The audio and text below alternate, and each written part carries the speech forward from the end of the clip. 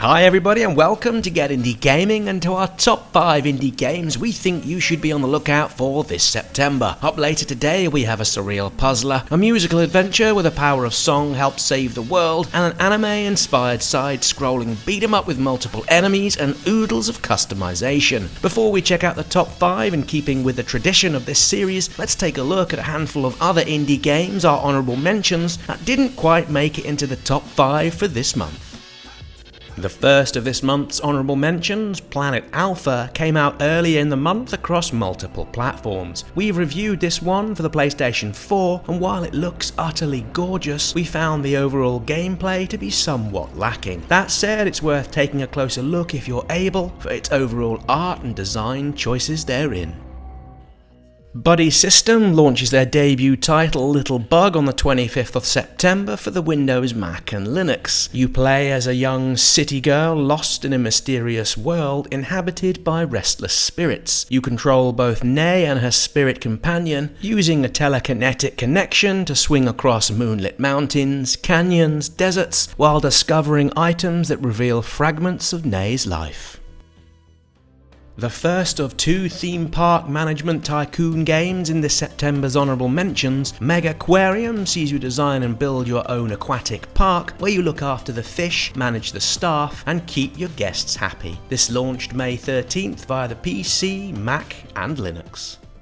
Coming late in the month, Achromatic is a minimalistic puzzler with 60 levels that sees you connecting the dots to transform them all into one cohesive colour. Coming with an original and relaxing soundtrack, this one looks an ideal way to idle away some time while testing your logical skills. Up now, and only an honourable mention as it really needs no further promotion or introduction, Life is Strange comes out on the 27th across the PC, PlayStation 4 and the Xbox. Coming with 5 episodes throughout this series, this one tells the story of the Diaz brothers who, after a tragic event, are forced to escape their home of Seattle and make their way down south. The second of these tycoon management games in today's list lands in early access on September 25th. In Parkosaurus, you will plan, design and build your habitat to maximise the happiness of your dinosaurs, while keeping all of your guests happy, having them spend their waged earnings. Featuring time travel to collect dino eggs, year-round challenges and a design features for each creature, this colourful 3D offering looks rather a treat.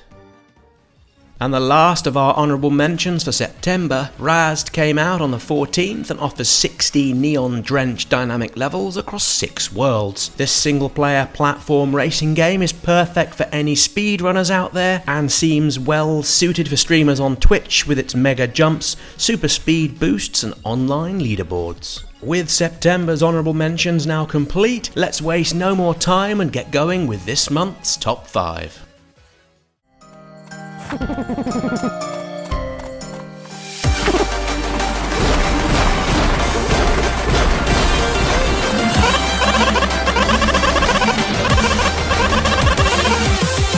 At number 5 and out early in the month, Ninjin Clash of Carrots merges a number of genres with a well-implemented collection of beat-em-up, bullet hell and anime wrapped together with a heavy dose of comedic moments. It all works rather well in Couch or online co-op mode with a buddy to play along with you. You take control of either Ninjin, a Ninja Rabbit, or Akai, a Ninja Fox, where you're tasked with putting a stop to the evil plans of Shogun Mei, who has stolen the town's supply of carrots. Aside from a fairly pedestrian beginning, Ninjin offers a stern challenge with noticeable difficulty spikes that at times can detract from the on-screen action, of which there's plenty. While the screen can be chock-a-block with enemies, we didn't see any slowdown during our time with it, as perhaps could be expected of a game of this type. With over 100 ways to customize your loadout, together with the bright pixel-like graphics, Ninjin Clash of Carrots is certainly one to consider adding to your wishlist.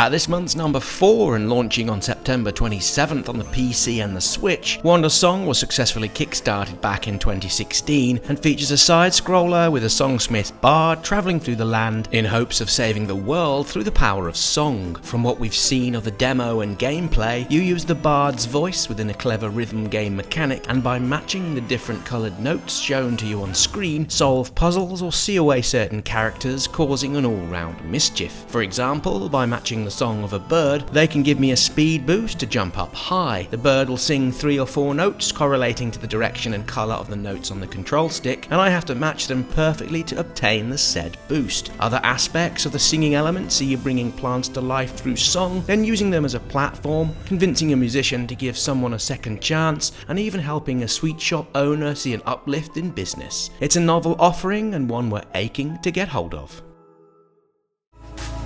Out now for the PC, Frozen Synapse 2 is of course the sequel to the 2011 Frozen Synapse. Here we have a procedurally generated neon-drenched map with real-time tactical gameplay. While there isn't much in the way of new ideas on display here, the single player is as intense as the original, and yet in this sequel, the real star of the show comes from the asynchronous nature of the online multiplayer, which means you're able to have several games on the go at once, or simply concentrate on a single bout if both players are partial to do so. Here you can face off against others in modes such as bomb defusals, defences, attacks, and while the skirmish mode of the original is absent at launch, the developer mode 7 have said it will come in a patch later down the road. We liken Frozen Synapse 2 to a good game of chess. It's all about planning ahead, making your moves, and simply being better at doing so than your opponent.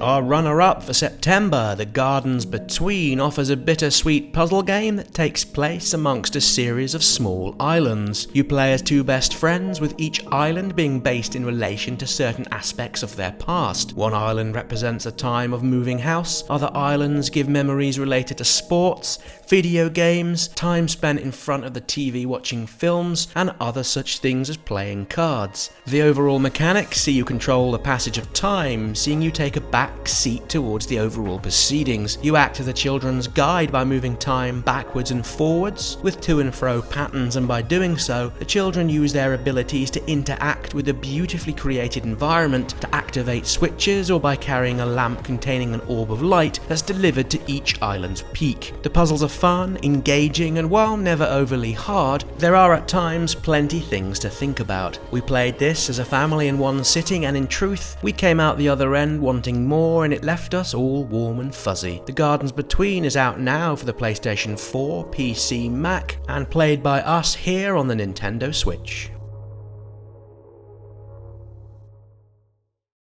At the top of the pile for our indie games to watch out for this September, we offer you My Brother Rabit, out 21st September on the PC and all of the usual consoles. My Brother Rabit is a beautifully animated adventure set within a surreal world that mixes reality with a sick child's fever-driven imagination, where the titular rabbit is the toy held by the ill child's brother. Taking inspiration from the likes of Alice in Wonderland, the artistry from the backgrounds to the animals are cleverly done and frame the puzzling and item collection aspects of the game rather nicely. There's no dialogue here, the narration comes from the animations displayed between each of the game's locations. As parents, items of entertainment linked to sick children can put us in a place we'd rather not go, and yet My Brother Rabit handles the topics at hand here with a solid and sensitive approach without ever going over the top on the sentimentality side of things. While relatively simple, would be keen for as many people as possible to get hold of My Brother Rabit. At its core, it's a decidedly heartwarming and perhaps a great example of an offering that shows more emotion than the usual anger, fear and frustration that's all too common within our medium of choice. It's also very clever, full of nice little design choices, and generally something quite different.